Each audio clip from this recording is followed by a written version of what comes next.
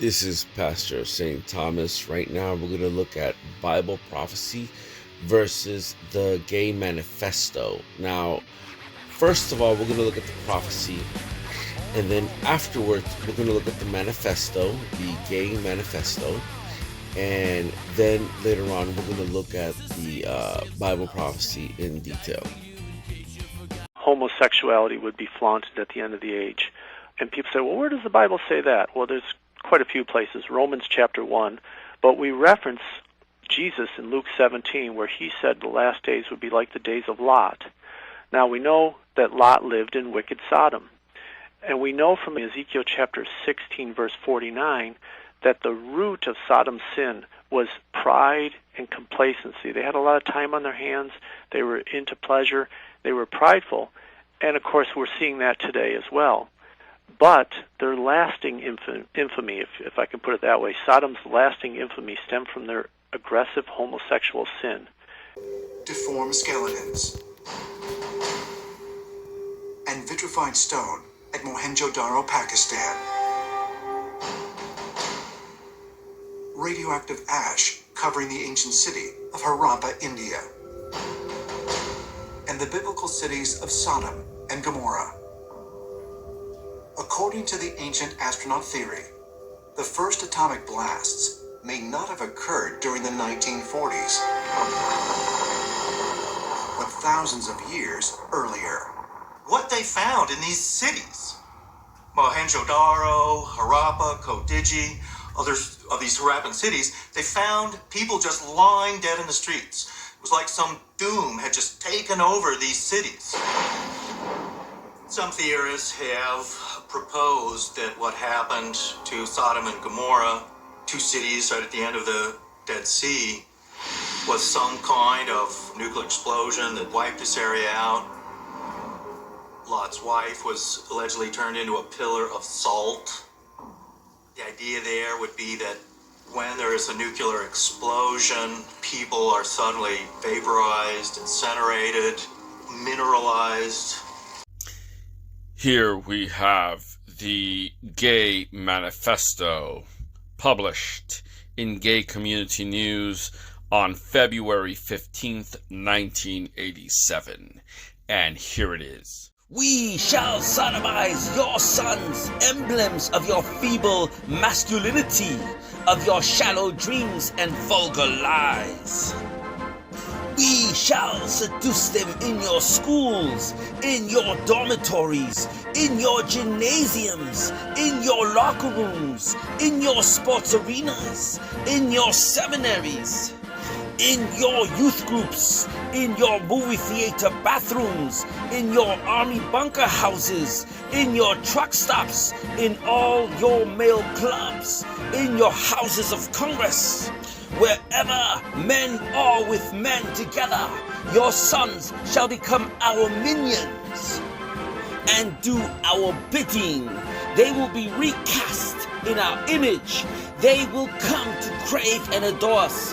All laws banning homosexual activity will be revoked. Instead, legislation shall be passed which engenders love between men. All homosexuals must stand together as brothers. We must be united artistically, philosophically, socially, politically, and financially. We will triumph only when we present a common face to the vicious heterosexual enemy. If you dare cry faggot, fairy, queer at us, we will stab you in your cowardly hearts and defile your dead puny body. Our writers and artists will make love between men fashionable. And we will succeed because we are apt at setting styles. We will eliminate heterosexuals, liaisons throughout usage of devices of wit and ridicule, devices which we are skilled in employing. We will unmask powerful homosexuals who masquerade as heterosexuals. You will be shocked and frightened when you find that your presidents and their sons, your industrialists, your senators, your mayors, your generals, your athletes, your film stars, your television personalities, your civic leaders, your priests are not the safe, familiar, heterosexual figures you assume them to be. We are everywhere. We have infiltrated your ranks. Be careful when you speak of homosexuals, because we are always among you. We may be sitting across the desk from you. We may be sleeping in the same bed with you. There will be no compromises. We are not middle-class weaklings, highly intelligent. We are the natural aristocrats of the human race, and steely-minded aristocrats never settle for less. Those who oppress us will be exiled. We shall raise vast private armies as Mishima did to defeat you. We shall conquer the world because warriors inspired by and banded together by homosexual love and honor are invincible. As were the Greek ancient soldiers, the family unit, spawning ground of lies, betrayal, mediocrity, hypocrisy, and violence will be abolished. The family unit, which only dampens imagination and curbs free will, must be eliminated. All churches who condemn us will be closed. Our only gods are handsome men.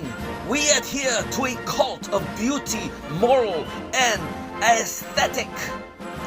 All that is ugly and vulgar and banal will be annihilated, since we are alienated from middle-class heterosexual conventions. We are free to live our lives according to the dictates of the pure imagination. For us, too much is not enough. The exquisite society to emerge will be governed by an elite comprised of gay poets. One of the major requirements for a position of power in the new society of homoeroticism will be indulgence of Greek passion. Any man contaminated with heterosexual lust will be automatically barred from a position of influence. All males insist on remaining stupidity. Heterosexual will be tried in homosexual courts of justice and will become invisible men.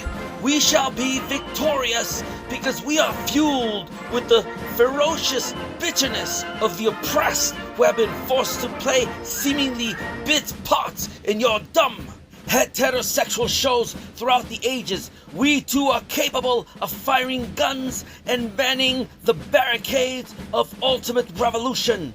Terrible, tremble, hetero swine, when we appear before you without our masks. Homosexuality would be flaunted at the end of the age. And people say, well, where does the Bible say that? Well, there's quite a few places. Romans chapter 1. But we reference Jesus in Luke 17, where he said the last days would be like the days of Lot.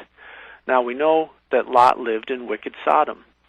And we know from Ezekiel chapter 16, verse 49, that the root of Sodom's sin was pride and complacency. They had a lot of time on their hands. They were into pleasure. They were prideful. And, of course, we're seeing that today as well. But their lasting infamy, if I can put it that way, Sodom's lasting infamy stemmed from their aggressive homosexual sin. And you can read about that in Genesis chapter 19 and Jude, verse 7. Jude is just a one-chapter book. In fact, that's where I am today in my reading. And Jude, verse 7, talks about the people of Sodom going after strange flesh and suffering the everlasting fire, the punishment.